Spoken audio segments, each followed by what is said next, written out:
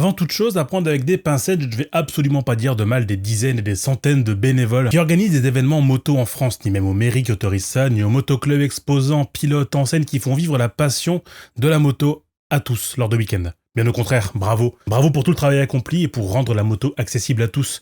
Merci de faire véhiculer des valeurs et des attentes à un très large public.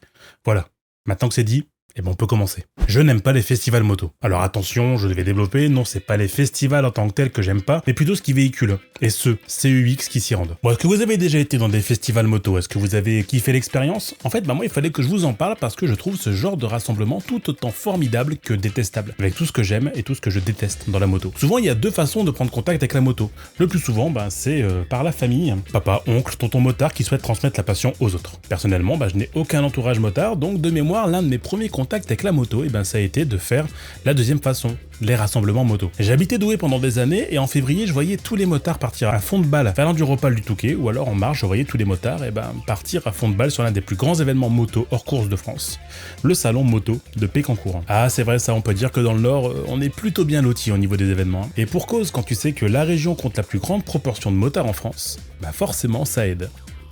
J'ai inventé cette statistique, j'en sais rien. Bref, j'ai vécu avec de nombreux événements se passer autour de moi sans pour autant m'y rendre. Parce que, pour autant, je n'ai jamais fait un enduro, je n'ai jamais vécu un salon de Pécancourt, je n'ai jamais assisté au motocross d'Arleux, je n'ai jamais fait de très gros événements de moto. Alors Valentin, pourquoi tu dis que t'aimes pas, puisque tu ne l'as pas vécu? C'est comme un gosse qui te dit qu'il aime pas la pizza alors qu'il n'a jamais goûté. Alors qu'en fait, tout le monde aime la pizza. Non? C'est parce qu'étant plus jeune, je n'ai jamais considéré que la moto c'était cool! Et que pour moi, me tirer la bourre jusqu'à un événement moto, c'était hors de question. À chaque fois, je voyais surtout des pelotons de flics contrôler les motards, et les motards faire les cons en y allant, ou en rentrant des festoches. Un peu comme un camping bleu, version 180 fond de poignée entre Berck-sur-Mer et Arras. Donc non. Puis j'ai passé mon permis, j'enchaînais les motos et j'ai commencé à goûter à quelques festivals et manifestations de moto. Socla Motor Show, Alp Aventure Moto Festival, Salon de Lyon, bref ça s'enchaîne, et disons que je m'intéressais plus à ce qu'il y avait à l'intérieur des festivals plutôt qu'à tout l'extérieur, et on y reviendra un peu plus tard. Expérience très cool, plein de belles rencontres, une bonne ambiance vraiment très fun. Puis j'ai décidé d'emmener mon petit garçon dans un festival un peu plus populaire. C'était le festival moto à Bouchain. Début juin 2023. D'un point de vue style, c'est un peu moins ma cam, on va plus y retrouver une piste de stunt, quelques exposants, un village moto, une petite scène de concert, et bon sang, qu'est-ce que j'ai été déçu. Bon, encore une fois, pas du festival en lui-même, mais plutôt du comportement de certains abrutis de motards qui auront tout fait en 2 heures pour me faire détester la moto. Mais avant de parler de ça, c'est quoi un festival moto? Généralement, c'est un événement de portée locale, régionale ou nationale qui dure sur un week-end avec un thème particulier. Le thème peut varier, ça peut être un style de moto comme l'Alp Aventure Moto Festival à Barcelonnette, dédié au monde de l'aventure et du trail, ou la Custom Culture avec le Backfall Festival au Tréport, ou la culture surf et skate avec le Wheels and Waves à Biarritz. Mais ça peut être aussi le thème des vieilles motos comme avec le Dandy Riders Festival ou le Café Racer Festival. On peut aussi lancer l'idée de la prévention et la sécurité comme avec le Fête de la moto à Neuf-Berquin, très bel événement, organisé par la FFMC Nord. Ça peut être aussi des événements organisés par des marques comme avec le Highside Festival ou l'ancien e-Casque Date, ou même des fois un sexe ou une cause, comme avec le festival Femmes et Moto dédié à la promotion de la femme dans le monde motard, ou le Distinguished Gentleman's Ride, qui est en fait une parade internationale de motos classiques et vintage ayant pour but de récolter des fonds pour la recherche sur le cancer de la prostate. Bref, il y en a pour tous les goûts, et s'il n'y a pas de thème, on appelle ça festival de la moto, et puis ça suffira. Chaque univers de la moto, chaque cause, chaque style, chaque course, chaque époque a son festival de moto dédié partout en France. Et ça, c'est super parce que ça permet d'ouvrir et d'éveiller la moto à un maximum de passionnés. Ça permet de découvrir des ambiances, des cultures, des pans entiers de la moto et discuter ou échanger avec des bénévoles engagés pour des causes qui sont justes. De mémoire, moi je pense au Vauxhall Club de France ou au Club Bioul France qui permettent de mettre en avant des motos un peu oubliées. Je pense à toutes les petites marques ou les organisateurs de randonnées moto, aux petits assureurs, aux revendeurs de pièces moto, aux petites concessions qui mettent de l'oseille pour un stand. Bref, à tous ces bénévoles et ces employés du monde de la moto qui veulent inciter un public à découvrir cet univers passionnant, riche et engagé. Mais... Si je fais une vidéo sur ce sujet, c'est bien parce que quelque chose m'a un petit peu ennuyé avec certains festivals moto. En général, tout se passe bien. Dès lors qu'on demande par exemple à des personnes de payer pour participer à un salon, ça calme certains furieux qui ne font même pas le déplacement. Mais la plupart des festivals moto, ils sont gratuits. Et qui dit gratuit, dit qu'un melting pot de population moto se rencontre, et là ça peut très vite devenir chaotique. Et encore une fois, je ne remets pas en cause les festivals, mais bel et bien certains idiots qui chient littéralement sur notre monde moto en se comportant comme véritablement, je vais pas me le cacher, de gros connards. Et avant de parler de Bouchain, je dois vous parler de son grand frère, le festival de Pécancourt. Pécancourt, c'est un petit village niché entre Douai et Valenciennes qui accueille depuis plus de 40 ans son festival de la moto réunissant plus de 50 000 visiteurs chaque année. C'est gigantesque. Il faut remonter à 1980, quand dans la tête de 4 amis nichés dans un bistrot, l'un d'entre eux a voulu exposer toutes les Goldwing du groupe au centre du village. Le temps d'un week-end, sous des tentes, des motos furent exposées. C'était la première édition du festival Moto de Pec, comme on dit dans la région, avec une petite centaine de visiteurs. Le groupe décida de poursuivre son organisation en s'organisant davantage. Le maire de Pécancourt, Joël Pierrache, se mit alors d'accord avec les 4 amis pour monter une association loi 1901. Le motoclub de Pécancourt était né. Le maire fut nommé président du club et Bernard Fromont, l'un des 4 motards à l'origine du salon, en devint le vice-président. Et encore jusqu'à très récemment, c'était encore ces rôles-là qui étaient clés, mais aujourd'hui ça a un petit peu changé, mais bon, dans les faits, c'est quand même resté comme ça pendant près de 35 ans. Bref, deuxième édition, des concessionnaires s'installent et l'affluence grandit. Dès la 6e édition, le centre du village devenait trop petit et le club décida d'aménager un terrain marécageux en une vraie piste pour faire grandir le salon. Le club fit également une grande première en appelant des stunters de renom pour assurer la partie spectacle du salon. Tous recordman du monde d'acrobatie se représentèrent devant un public très proche qui pouvait quasiment les toucher. C'est d'ailleurs cette proximité qui ajoutera au succès du salon, qui accueillait déjà quelques milliers de spectateurs. Et ça, c'est l'esprit Pécancourt. Concours de tuning, exposition de motos anciennes, bourse d'échange, moto d'occasion, le salon gagne en popularité. On voit également apparaître des concerts avec des artistes célèbres à l'image de Louis Bertignac, du groupe Trust, de Doc Gynéco. Et à l'aube du 21e siècle, le salon accueille 25 000 spectateurs. Enfin, dans l'essor grandissant de nouveautés et d'ampleur, pour atteindre 60 000 spectateurs, le salon n'arrive pas forcément à se renouveler. Il reste dans sa formule très populaire et familiale, avec toujours les expositions, le stunt, les préparations à la Davidson. En gros, c'est un excellent moment. Une vraie fête de la moto qui montre à tous la volonté des organisateurs de drainer du public dans un événement devenu incontournable. Et cette formule de Pécancourt, de nombreux autres festivals vont se l'approprier. Ça va permettre de créer des petits Pécancourt un petit peu partout en France, avec toujours les mêmes types de stands. Une scène de concert, un village exposant, des stands exposant Harley-Davidson ou pièces moto, des motoclubs et surtout une énorme piste de stunt pour que des artistes puissent faire des acrobaties. Généralement, ce sont des événements gratuits auxquels viennent se greffer un gros événement annexe, une bénédiction des motards ou une balade organisée par les bénévoles. Et c'est exactement la même formule que Bouchain. Et c'est là qu'on vient à Bouchain justement. J'arrive à 15h avec mon petit bonhomme et je sens déjà que ça va pas être pour moi parce que, je précise, je suis en voiture, je me fais doubler par des Keikos full barouf en Z en MT-07 qui font hurler les motos, qui font des wheelings et des petits crossman en 50 débridés qui puent l'essence et transportent des fois des passagers sans casque. Et là on n'est même pas encore rentré dans la ville de Bouchain. Faut préciser moi que je viens de Douai et donc il y a une immense ligne droite pour aller jusqu'à Bouchain, jusqu'à l'entrée du festival et je vous laisse deviner ce qui se passe entre certains motards. Concours de beat et de dragster sur cette énorme ligne droite. À peine garé que j'ouvre la portière et j'entends au loin le concours de rupteur entre Kylian et sa ZR7 Acra Deshica Decata et Jason et son MT-07 bleu fluo. Pour moi, l'avantage, c'est que je pourrais trouver l'entrée en les écoutant. Bouchain, c'est un festival qui se passe en ville. J'imagine alors les habitants qui doivent endurer ça tout un week-end. Et c'est pas fini. Je dois traverser un passage piéton et mon fils qui regarde les motos fait un signe de la main à un motard un petit peu énervé. Le motard répond avec un... Mon fils pleure.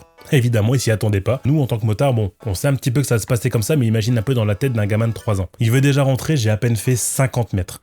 On continue, bref, on trouve l'entrée, et là je vois des gosses amassés devant un banc de puissance. Je passe vite mon chemin, et j'entre dans le festival. Et là, c'est clairement la cour des miracles. Entre tonton Michel complètement bourré, casque à la main en écoutant un tribut de Status Quo, et Chantal qui s'embrouille avec Evelyne parce qu'elle lui est passée devant pour une crêpe au sucre, ça commence vraiment bien. Le pire dans cette histoire, c'est que la plupart du public est soit attablé en écoutant le concert, soit devant la piste de stunt à attendre le prochain show. Les exposants, à l'intérieur, eux, ils attendent. Le village moto est calme et il attend aussi. T'as du public qui passe mais personne ne demande un renseignement, personne ne cherche à acheter. Normal, il y a que des motards loupards qui roulent en Harley ou des jeunes en 50, des gens qui sont très qualifiés ou pas du tout. Tu vas aller chercher quoi? À faire vendre une KTM 790 Duke ou une Honda Transalp? Tout le monde s'en fout. Et c'est bien dommage. Les habitués du motoclub se retrouvent entre eux et c'est trop cool et je croise encore des motards complètement ronds à danser devant cette scène de Status Quo là, bref. Et d'autres gonzes du public visiblement ivres aussi, mais j'espère que eux n'étaient pas motards, qui commencent clairement à s'embrouiller avec le premier venu. Bref, à peine voulu consommer un oasis pour mon fils que je repars. C'était mon premier festival populaire et j'en ai retenu que du négatif. Des embrouilles, beaucoup trop de bruit et surtout la pire image du public que j'ai jamais vue. Franchement, c'est un peu la honte en tant que motard et j'ai compris à ce moment-là comment on pouvait être considéré comme des connards. en donnant cette image-là. En rentrant dans ma voiture, je croise un damné gonze en MT-07 qui tape un gros wheeling en accélération en pleine ville. Il se sera fait interpeller par la patrouille quelques mètres plus tard. Et j'aurais pas pu m'empêcher de lâcher un putain, en fait c'est bien fait pour toi. Et je suis rentré chez moi tout triste de cette drôle d'expérience. J'en ai profité pour visionner la balade motarde, un convoi de plus de 20 minutes de moto dont une très grosse partie n'était là que pour faire des rupteurs et des concours de klaxon.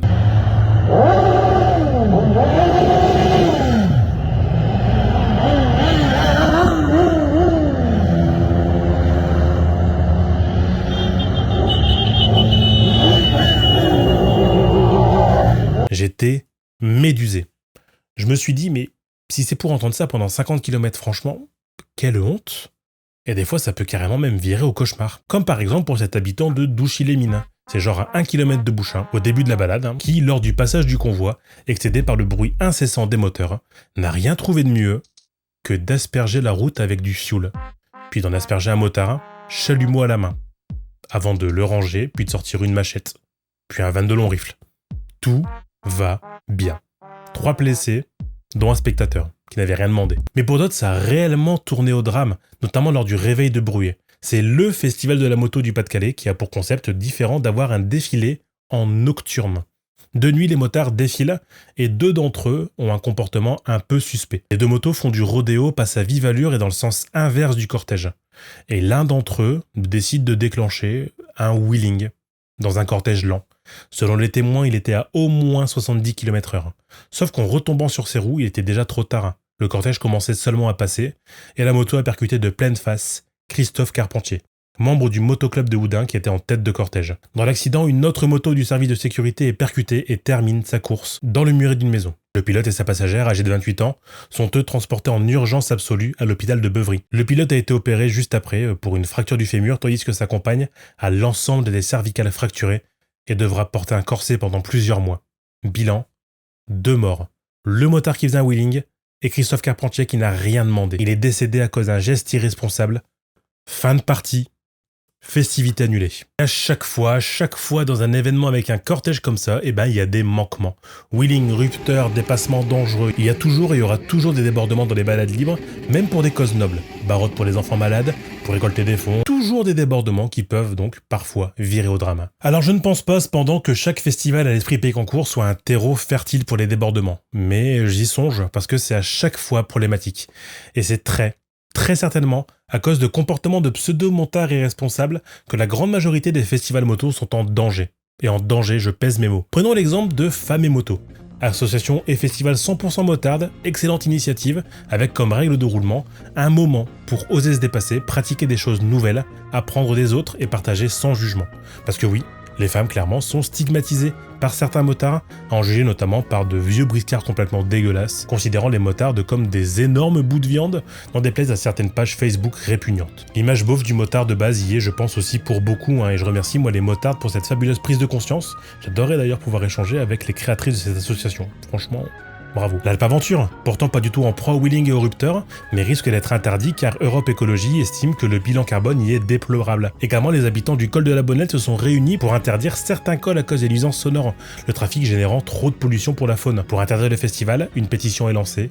13 500 signatures. C'est pas un simple coup d'épée dans l'eau, c'est un réel problème. Des problèmes comme ça, c'est très fréquent. Mais alors, est-ce que tous les motards qui vont en festival sont d'immenses connards qui ne respectent rien, au risque de faire interdire les festoches dans toute la France ? Bah non, pas du tout même. Et c'est là qu'on va parler de l'effet de halo. L'effet de halo ou l'effet de notoriété, c'est la tendance à rendre un groupe victime d'un trait de comportement particulier à partir d'une de ses caractéristiques, que l'on avait préalablement jugée positive ou négative. Dans notre système de représentation, la perception d'une personne, d'un groupe ou d'une chose est influencée par l'opinion que l'on a initialement pour son environnement. Il s'agit alors d'un biais cognitif basé sur l'interprétation sélective d'informations qui va dans le sens de l'impression première ressentie sur son environnement ou sur une de ses caractéristiques qui cherche à la renforcer. C'est un peu verbeux, mais par exemple, tous les cyclistes grillent des feux, tous les gros ne veulent pas faire de sport, tous les coiffeurs sont homosexuels et tous les motards qui roulent en Harley aiment profondément Easy Rider. Est-ce que tu vois un peu le genre de réflexion à la con ? Bah voilà, c'est l'effet de halo. C'est pas parce qu'un cycliste grille les feux que tous les cyclistes le font. Et donc ça apporte plusieurs règles. Avoir une opinion négative de quelqu'un ou quelque chose sans le connaître, du fait seul de son appartenance à un groupe que nous n'estimons pas, ou inversement, avoir une mauvaise opinion d'un groupe uniquement parce qu'une personne que nous n'apprécions pas en fait partie. Bref, tout ça c'est l'effet de halo. Interdire un festival parce que 2 visiteurs sur 15 000 font un wheeling, est-ce que c'est juste? Une balade de 3% des motards du cortège font rupteur et bruit excessif, c'est oublier que 97% d'entre eux sont en règle. Idem pour le contrôle technique. Est-ce qu'on sait réellement si tous les motards sont contre ou pour? Puisqu'on entend généralement ceux qui sont pas d'accord. Je pose la question, c'est comme quand on donne un avis sur un produit en ligne, on aura plus tendance à le faire quand l'expérience était négative, mais ce sera plus difficile de le faire quand le produit nous a séduit. Bah la moto, c'est pareil. On fait tous du bruit, on fait tous des wheelings, on roule tous à 110 en ville. Effet de halo. C'est un sujet ultra intéressant et si tu veux qu'on aille encore plus loin sur les clichés motards, dis-le moi dans les commentaires. Bon ok, maintenant comment améliorer les festivals moto victimes de comportements abjects? Déjà peut-être interdire les motos de se garer à proximité des villes ou des points de passage, ou même dans le festival ou à l'entrée. On peut aussi proposer de mettre plus de stands liés à la prévention, ou aux assurances, aux risques, à la sécurité, et même des fois mettre des stands de pelotons de police ou de gendarmerie. En plus d'être populaires, ils peuvent aussi avoir l'effet inverse. Voir un bleu dans un salon, c'est dissuasif. On peut aussi largement augmenter les contrôles, ou mettre des radars sonores temporaires aux entrées et aux sorties de parking pour voir et verbaliser les contrevenants et faire en sorte de calmer leurs ardeurs, ou mettre des flics à chaque sortie de ville pour les wheelings. Bon, c'est un petit peu extrême, mais sait-on jamais. Je ne dis pas que tous les salons de type Pécancourt avec un show de stunt ou un salon gratuit sont à l'origine de tous les problèmes.